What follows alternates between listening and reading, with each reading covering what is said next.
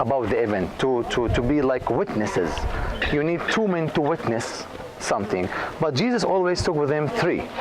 Because also in Jerusalem, when he went to Gethsemane garden to pray, he took also 3 with them. So 8 of the disciples stayed down in the mountain. 3 of them went up with Jesus after 6 days, because that's how we read in the Bible, after 6 days. That means there was something very important happened 6 days before. 6 days before, Jesus was in Mount Hermon up over there in the north. By the way, north, south, west, and east. Okay? Now, he went up to Mount Hermon in a city called Caesarea Philippi. And we read about Caesarea Philippi.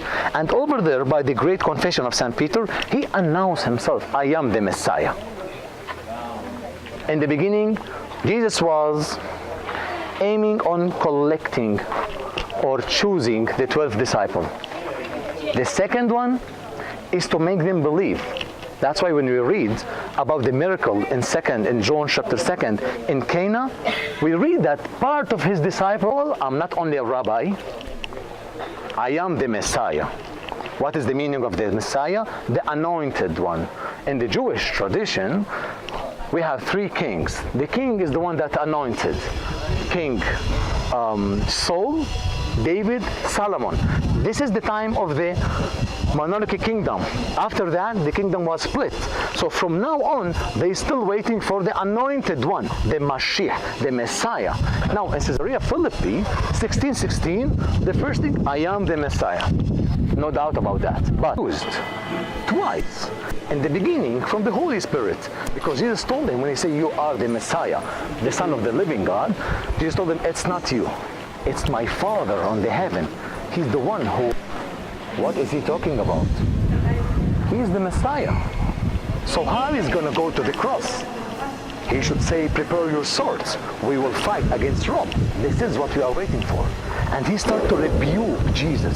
And Jesus told him, go away from me, Satan.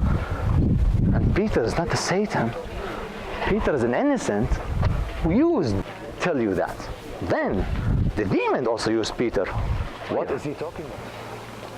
And 2 prophets came for several reasons, but the main reason for them, we have prophets Moses and Elijah. Both of them, they knew God in the Old Testament. When I mean knew, they met God. They hear the voice of the God. They know the nature of God. Moses on Mount Sinai, both of them here came to testify that you are the one that's standing here between us. God is the same God that we already knew in the Old Testament.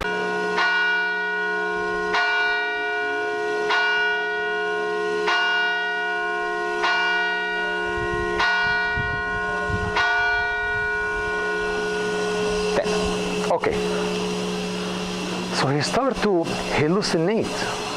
Surrounded the priest, Father Joseph, behind them. It's all from the Crusader chapel. The stairs over here in the entrance is led to the oldest part of the Byzantine chapel.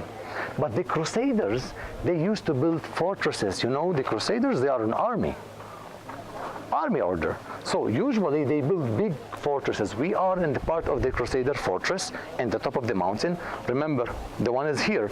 It's controlling the highway, the Via Maris, controlling all the valleys nearby. And part of the fortress is a church.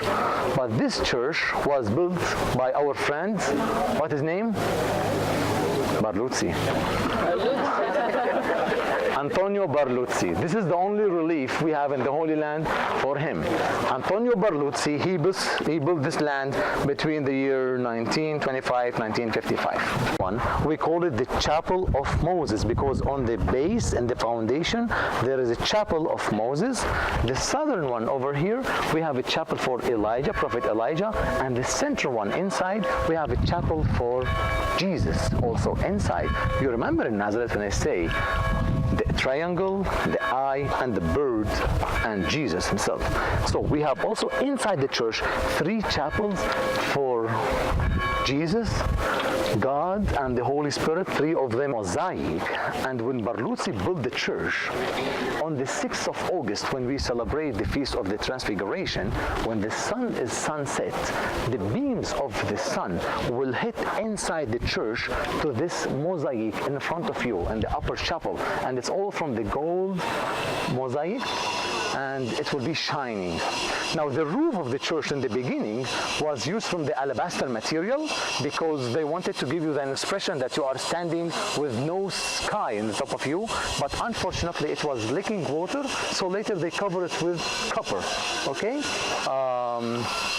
It's belonged to the Franciscan Roman Catholic order, and there is another church here nearby. In our way out to the bus, you can see that's the Greek Orthodox monastery. But where we are having our church over here, this is where we have the ruins from the Byzantine and Crusader church. Okay? Now, we will go up to this mountain, to this balcony. I would like to point it for you two things. The Armageddon Valley and Nain, the place or the village where Jesus raised up the son of the widow. Okay? The mountain on the horizon over there, this is the mountain of Gilboa. And from the mountain of Gilboa and the horizon, the faraway mountain, this is Samaria. All the way south to Jericho, this is Samaria.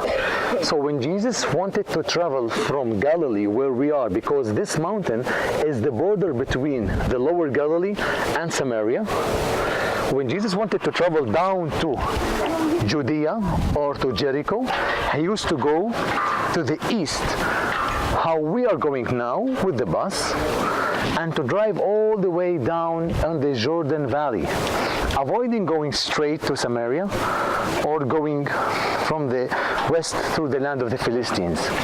Okay? So he used to go down on the King's Highway all the way to the Jordan Valley. Now, this is the place where Jesus raised up the son of the widow.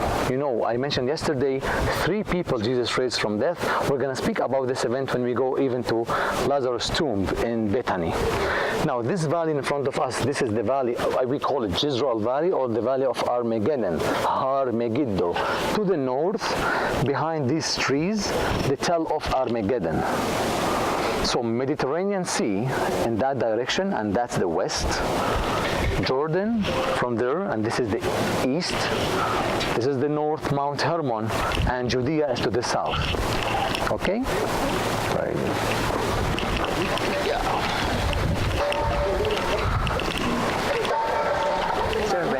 The car is down waiting near the bus. Oh, by the bus. Okay. Yes, we'll go together with the taxi to the bus, taking your luggages.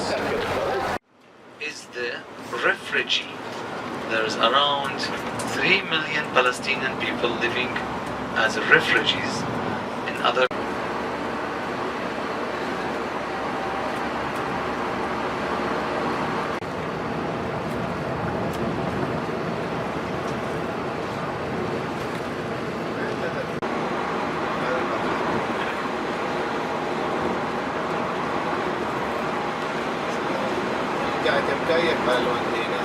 So from here, he went up to heaven with his chariot, and Prophet Elijah did not die. He went up to the heaven with his chariot, and this is the place where the Israelites entered the Holy Land.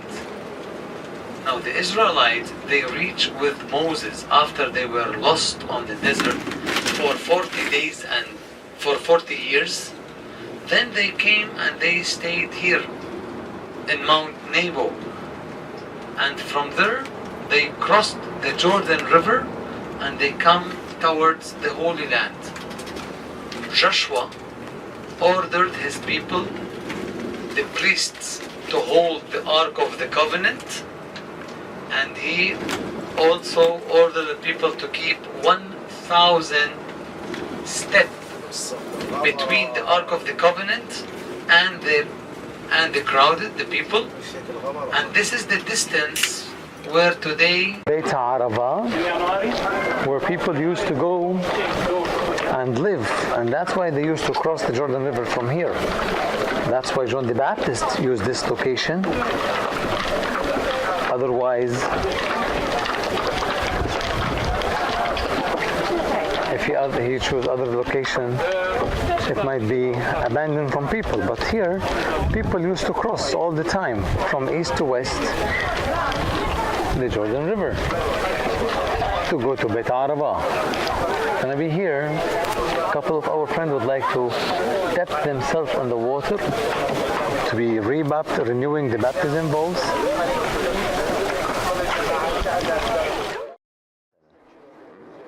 So just relax for a few time and then we have more. Aram is the youngest and George is the all the museum. But we're going to visit two things: the model of Jerusalem and the room where they kept the Dead Sea Scrolls. This is how Jerusalem looked like on Jesus' time. On Jesus' time, this became the palace where the Roman procurator or the Roman governor came to Jerusalem, and usually when he's coming to Jerusalem, I mentioned that in Caesarea. I say usually he's staying in Caesarea. He have a magnificent palace over there. He don't come to Jerusalem. But when there is a feast, Jewish feast, where all the Jewish people come to Jerusalem, he came to this palace. And also a Jewish king. In Jesus' time, it was King Herod. He also came to Jerusalem. He left Siberia. He left his palace in Tiberia. And we will see in Jerusalem two important figures. We will see a Roman procurator staying in this palace. And you see the palace over there, the three towers. This is where King Herod stay. So Solomon and Zerubbabel, they don't have this kind of plaza. So he created this plaza, and on the top of that plaza, he built the temple, this one. We still call, I can't stand here by the way, they call entrance was always from the east.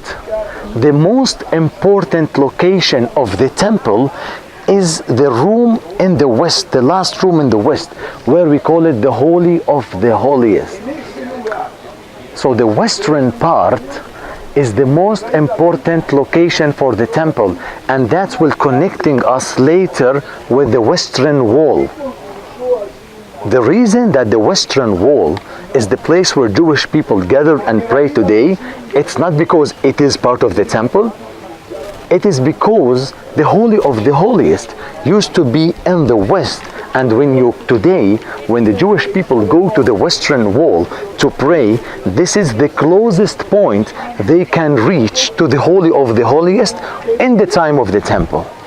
The difference between the first temple and the second temple, that in the first temple they had in the Ark of the Covenant inside the Holy of the Holiest, while in the second temple they didn't have that. Okay, Syria attacked the Holy Land and they destroyed the northern kingdom, the Samaritan kingdom, and they destroyed the two temples in the northern kingdom. Nehemiah, he built this wall to protect the temple, not this temple, the first temple. So Jerusalem was only on Mount Moriah, which it's expand from the bottom where we have a pool called the Siloam pool, and reach in the northern part where we have the Bethesda pool. In the Old Testament, if I'm not mistaken, in Joshua 6, when King David conquered the city of Jerusalem from the Jebusite. The Jebusite is the tribe from the Canaanite. Part of his soldiers were afraid to fight. And he told them, I hate the lame and the blind between you. Later, Jesus in Jerusalem make only 2 miracles. From all the miracles we know, all the miracles we read in Jerusalem only 2 miracles. Now Mount of Olive, again, it's not Jerusalem. Mount of Olive is not Jerusalem, it's Mount of Olive. He made 2 miracles. He healed a lame man in the northern part of the city, which is Bethesda pool. And he healed a blind man in the southern part of the city, which is Siloam. In the southern part, he met someone near the temple. He was blind. He bring mud, put on his eyes, and he told him, go to the Siloam and wash your eyes. Was between Gehinnom Valley and the Cheesemaker Valley. In the southern and the down over there, we have the pool of the Gihon. Now the Gihon, it's a spring that used to be outside. Today the Gihon is dry spring. We don't have any more water from the Gihon, but the location, the structure of the spring still exists. The tunnel, the Ezekiel tunnel, everything we found, but there is no water. The Gihon spring used to be outside the wall on this slope, okay? Bring the water from the Gihon spring, which is located outside the wall, by a tunnel to inside the wall to a pool. We call it today the Siloam pool. So the reason to have the Siloam pool, to derive the water from the Gihon spring to inside the city in the lowest part of Jerusalem, which is over there in the corner, okay? Now, this is where locals used to live. The humble houses, by the way, this is Mount Zion. This part of the city, we call it Mount Zion. From the building, you see that pyramid tower over there? That's all we call it Mount Zion. When Jesus had the Last Supper with his disciple, he took the Last Supper in that corner of the city.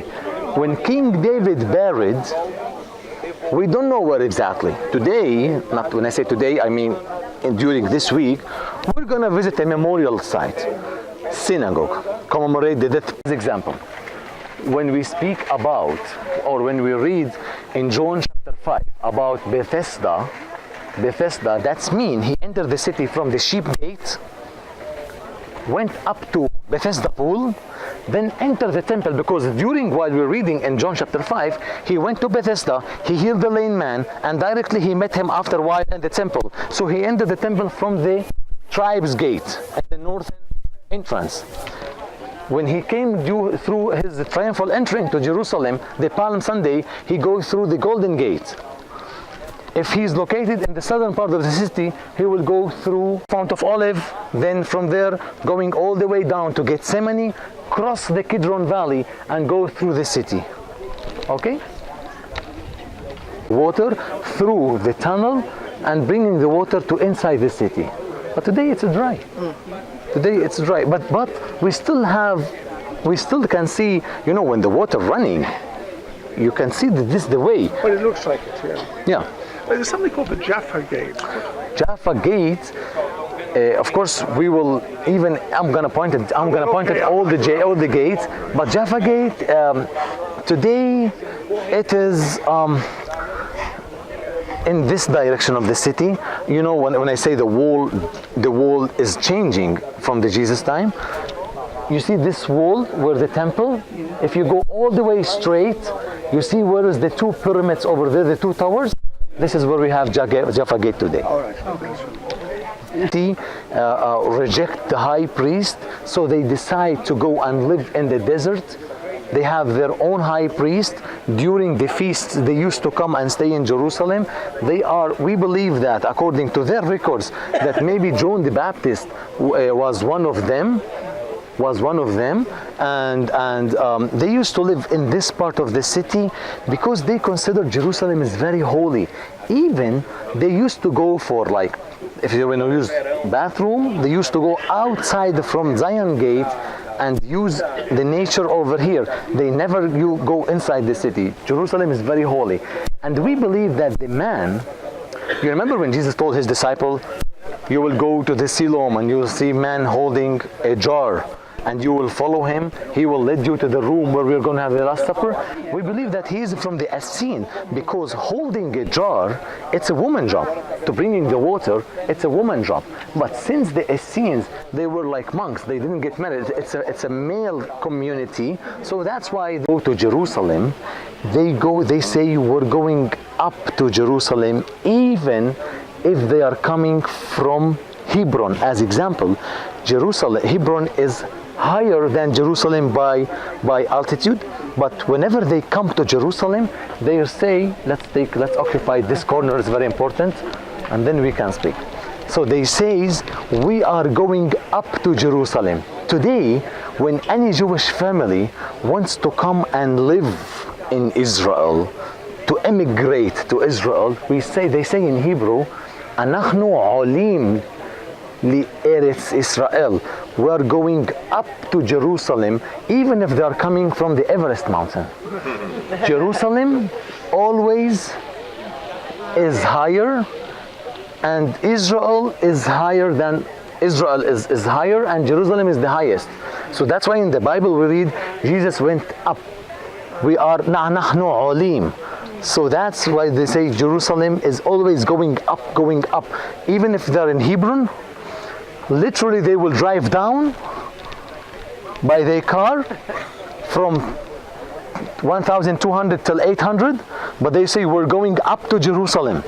Okay? Now, this is a very important location to be. Come closer. Now, this is how Jerusalem looked like in Jesus' time. This wall was not exist. Now we know that Jesus was crucified outside the wall.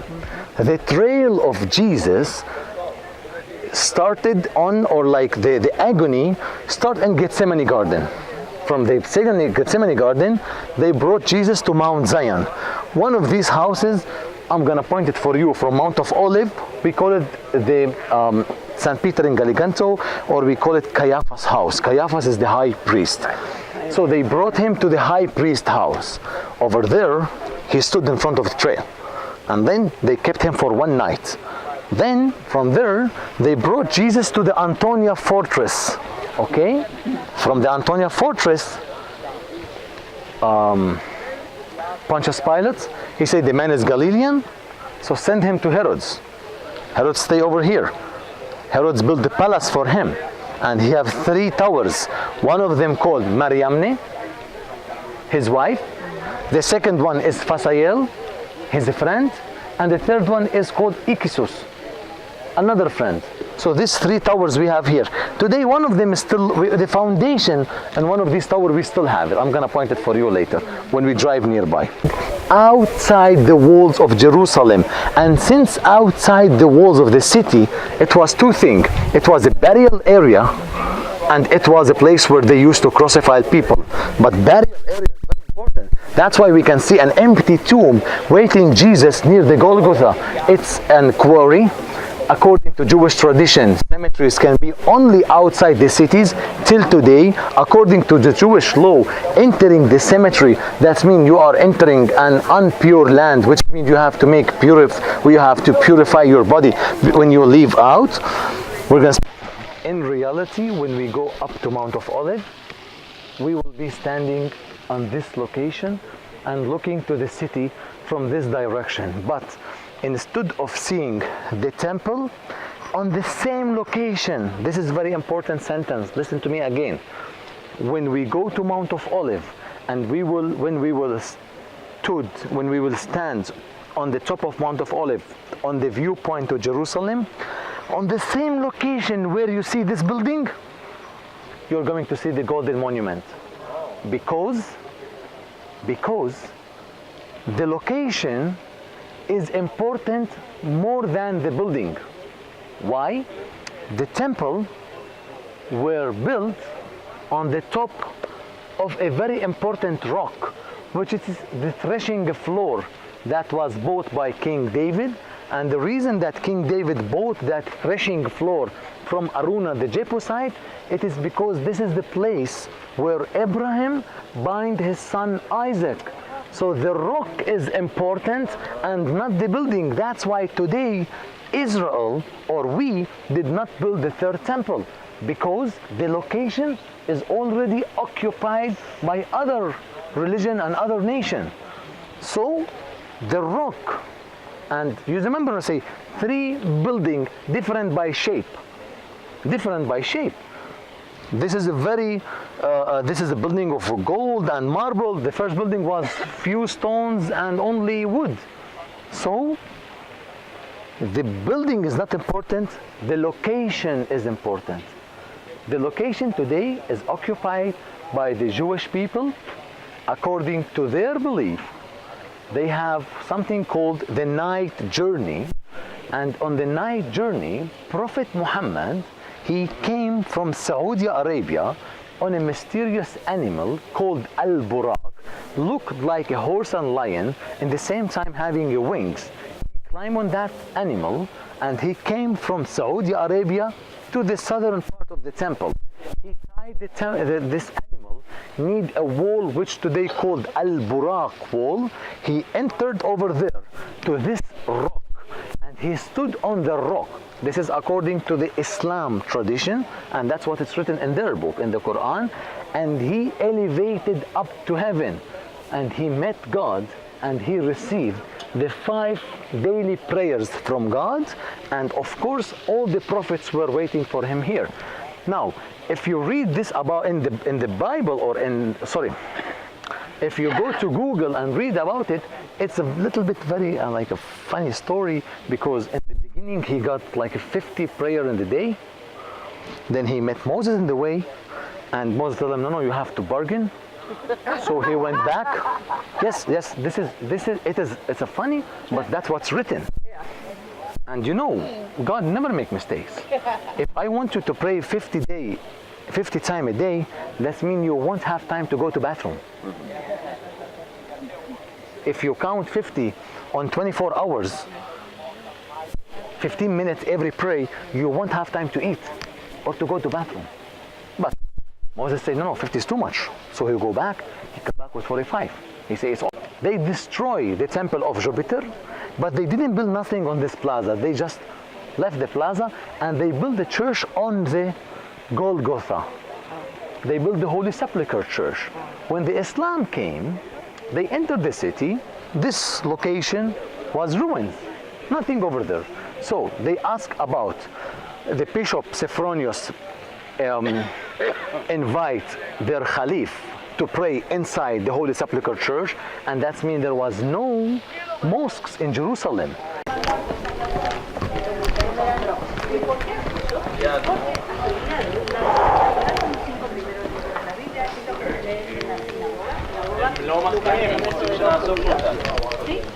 Is to throw a rock. If it's come in front of them, they're afraid and come back. If they were going left, you throw it here on the left. From the echo, they go right. You throw it off rock, and he throw it in the front of his sheep, and he heard an echo. Something broken. So he came from a distance, and he see a cave. When he threw the rock, it came on a piece of rock plastered and make a hole. So next day he bring his cousin. So whispers is on, and again, if you see in this sign, it's written Mary Spring. In Hebrew written Ma'yan Maryam, and in Arabic Ain al-Adra Maryam. So this is a spring that's running since long time, and it is not for drinking water. You can touch the water, no problem. And the traditions say that the visitation happened here, near this spring.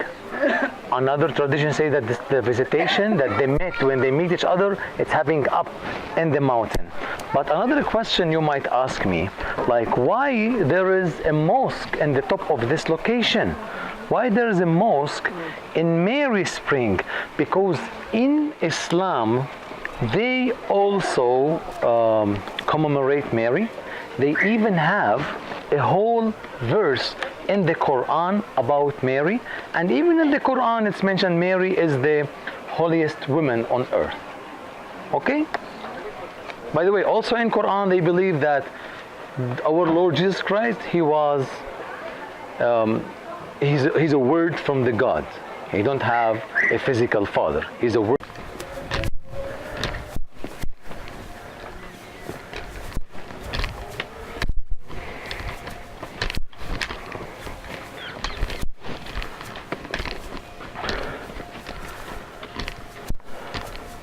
On the trip, on these stairs, slowly.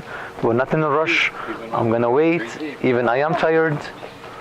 If you need a pull, just ask me. I will do that. A book, the books that was rejected from the church, and sometimes the church adopted some stories from the apocrypha book. like in Saint James Bible. It's an apocrypha book. It's Bible written by James, and we call him the brother of God. And I will go to the word of brother of God. Just hold your horses. And baby inside, and then the rock were closed till the soldiers came here, killed the other babies, and then they continue to other villages. First of all, when we go to Bethlehem, you will see that this location is far from Bethlehem, which means the massacre 2018 years ago, it wasn't only in Bethlehem, it was in all the Judean hills. Adopted another tradition from the Apocrypha book. It's about, because when we go in the upper church, you will see that the altar, the decoration ashes, and when she became woman, she have to leave the temple, and she have no parents. So, that's what we read in the Apocrypha book again. They gathered the widows of Israel, the widow men of Israel, and Joseph were one of them. To take care of him and his children. He was a widow. That's why we read sometime. I don't know how you don't ask me this question. How long time it took Mary or anybody to come from Nazareth to Jerusalem? Usually, first of all, they don't birth John the Baptist and Jesus. Now, the angels appeared for Zacharias when he was in the temple, and that's the day of atonement, September. When Mary was announced, the annunciation happened after 6 months. First fresco on the wall, when they declared Mary to call the Monotokos, which means Mother of God. It was called Christokos, Mother of Christ. Then they called Mother of God. And here, when they announced Mary, the Queen of the Church, and in this second fresco, you can see all the people are looking towards Mary, and there is only one man is looking to us. Can you see him? Okay? In this fresco, the second one, in this second icon.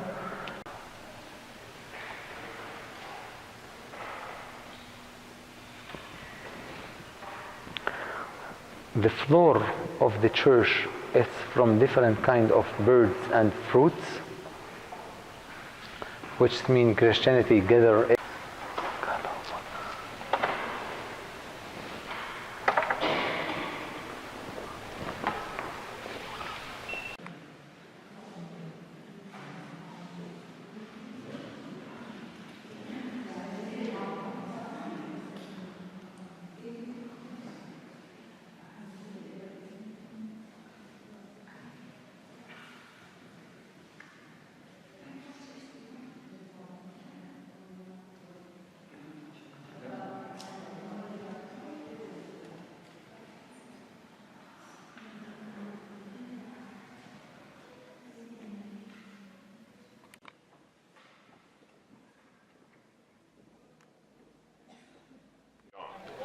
And they all marveled.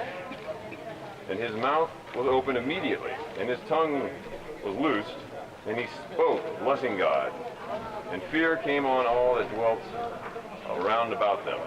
And all these sayings were heard abroad throughout all the hill country of Judea. And all that heard them laid them up in their hearts, saying, What then shall this child be? For the hand of the Lord was with him. Thank you. So, this is the second house. Under or inside the church, we have another cave, Byzantine period, and a wine spring, a wine wine press, winery, and also an olive press, because olive and wine in the mountains of Judea. Okay, from here, and of Saint Francis, the one with the garment over here.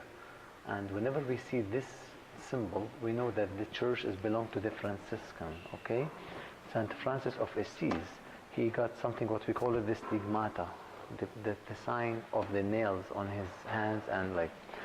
Now the cave is from here, please, all the way straight. You can go and see the place where, according to church tradition, John the Baptist was born.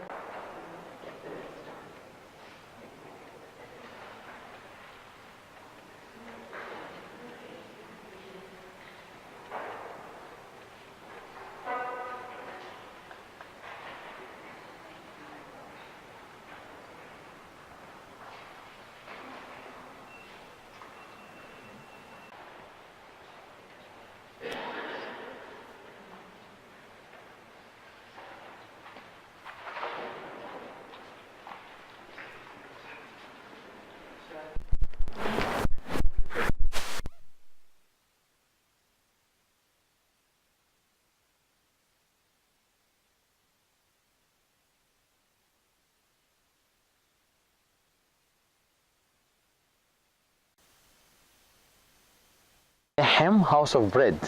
Beit Saida, house of the fishermen. Beit Sahur, house of the night watch, of the shepherds, but literally night watch, shepherds, Sahur. And it is in the lower part of Bethlehem. Where is Bethlehem? On the mountain over there, that's Bethlehem. The angels appeared to the shepherds in Luke chapter 2. The angels appeared for the shepherds when Jesus was born in the same night. From here, I can point it for you where Jesus was born exactly. If you look at the top of the mountain, there is several bell towers, but there is one of them with a long window, bell tower. Can you see the bell tower over there? This is the Nativity Church. So it was, or let's say it is a walking distance for the shepherd to reach. God wanted the first people to go up and to see Jesus in the mangers as shepherds. Why not the kings first? Or why maybe traders or priests or anybody else? Why shepherd exactly? What is Jesus symbol for us? He is shepherd. He is the lamb. And till today, if you want to buy a lamb or a goat or a sacrifice, you will ask the shepherd, and he will identify which is the best from his flock, and he will say, take that one, take this one, take this one. So, as shepherds were the first people went up to witnesses the Lamb of God, the sacrifice. Then they were followed by kings. But since he is the Lamb, as shepherds were the first people to identify this sacrifice. Okay? The church, Antonio Barluzzi, built in the shape of 5 tents, because those people used to live in tents, but also they had caves. Beit Sahur, it is low of Bethlehem, most of the city from chalk stone. It is easy to carve. So most of these caves that we have over here, it is man-made cave, and it is built in the top of the cave that we have a Byzantine ruins. And they read already the Bible in Hebrew. Here there is a Bible from Luke chapter 2. There is 3 fresco. One of them is over there. Wait a minute. Sam. أرجع لك شوي صغيرة بس أنا عم بشرح. Bye. We see 3 fresco over here. This is the shepherds in Beit Sahur with the cave, and you see in the mountain there is a light coming from the cave, another cave where Jesus was born. Here the shepherds went up to see the baby in the manger, and they came back very happy, glorying God in their way back. Now,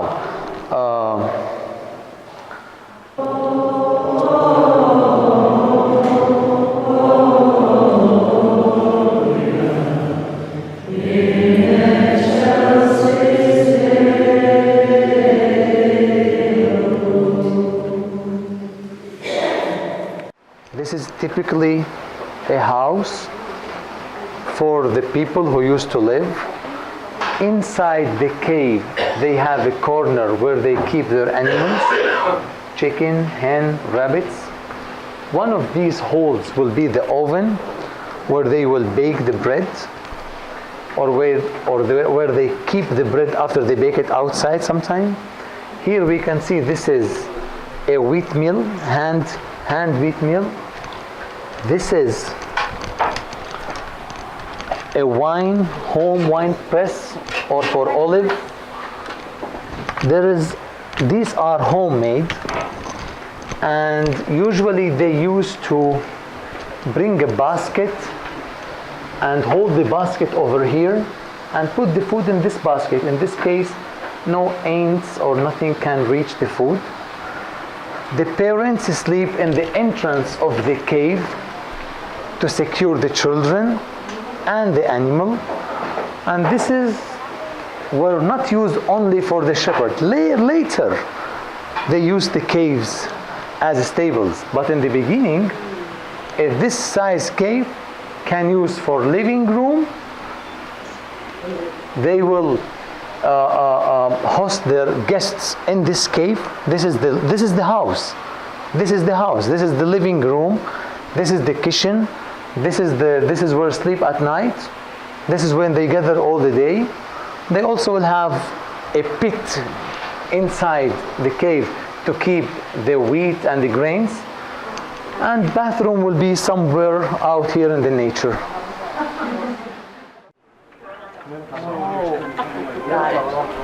Now please watch your head when you go over here. You have to watch your head, and there is also a step.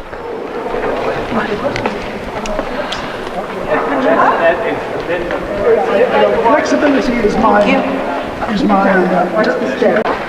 Okay, now we are standing in the Nativity Church. When Queen Helen came to Holy Land in the year 333, she built 3 churches in the beginning. Nativity Church was the first, and it's commemorate the birthplace of Jesus Christ. Come closer, let's keep the exit open and the entrance. The second church, it was the Holy Sepulchre Church in Jerusalem to commemorate the buried and the resurrection, and also the Golgotha. And the third one was the Church of Ascension.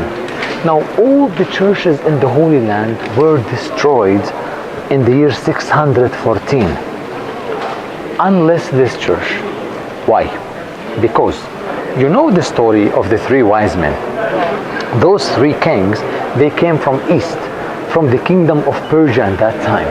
So in 614, when the Persians reached this church, they found in one of the old mosaic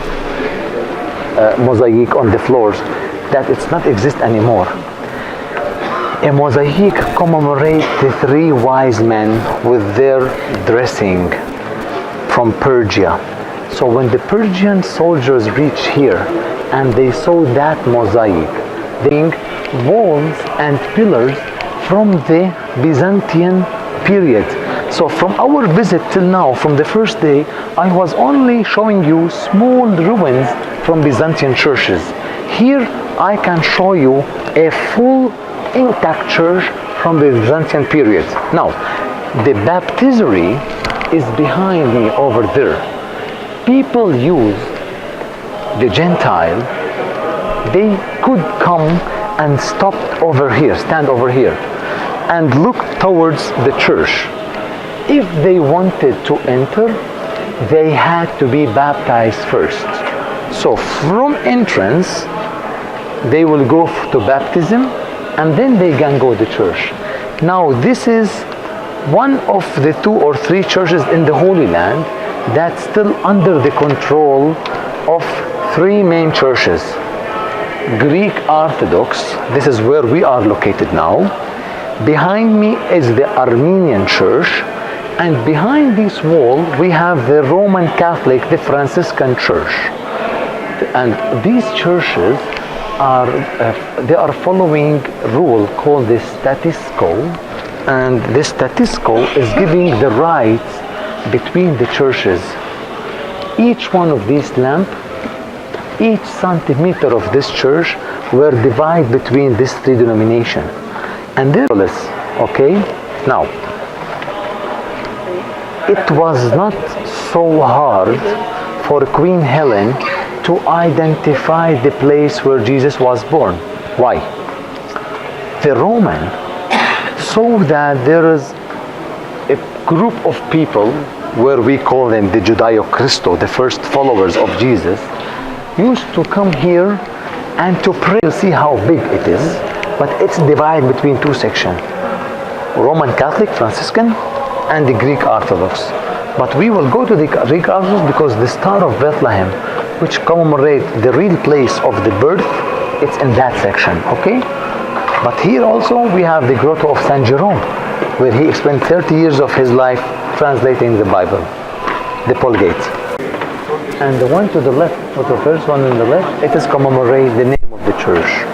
So if you see that icon having resurrection, you see this is the Church of Resurrection. John the Baptist, this is the Church of John the Baptist. Virgin Mary, so this is the Church of Virgin Mary. Over there we have the icon of the birthplace.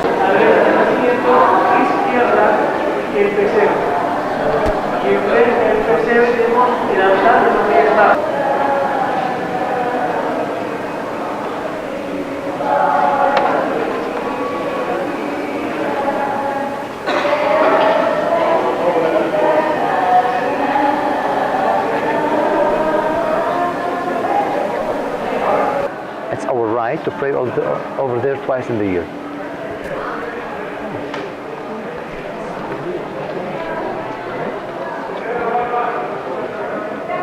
So, for our group, in the top of the entrance, and what do you see under this of the cave of Saint Jerome, which it's belong to the Greek Orthodox and the other two denominations, but according to tradition, this is the authentic place where we're gonna see the silver star with the 14 point commemorating the 14 generation between Abraham, David, Jesus. Church, this icon was settled here, and it's a gift from the Ethiopian.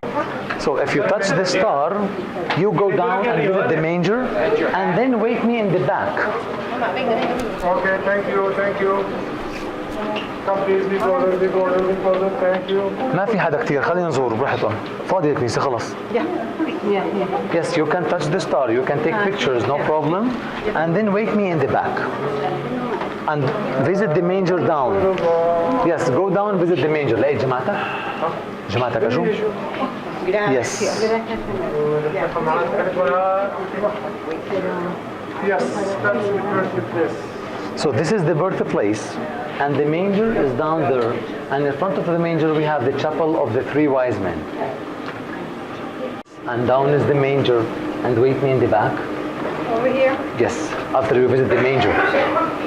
In front of the No, فاضي مش فوق. مش داخل السياحة. مش And the hand will expand to right and left. Okay?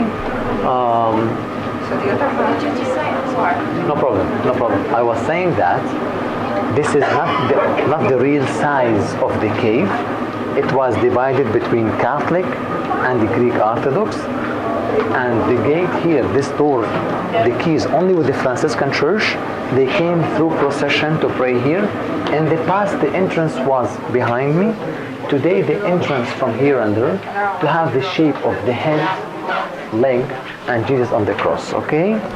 Would you like to sing a small song over here as one group? Holy night, all is calm, all is bright, round John Virgin, Mother and Child, holy infant, so tender and mild,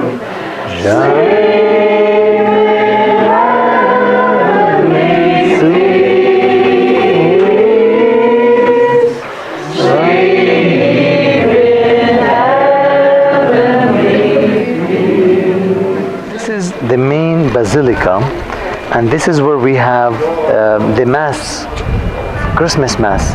They broadcast this Mass through all over the world. If once you have seen the Mass, it's over here. This is the basilica where you see the mass. We have the patriarch and they invite the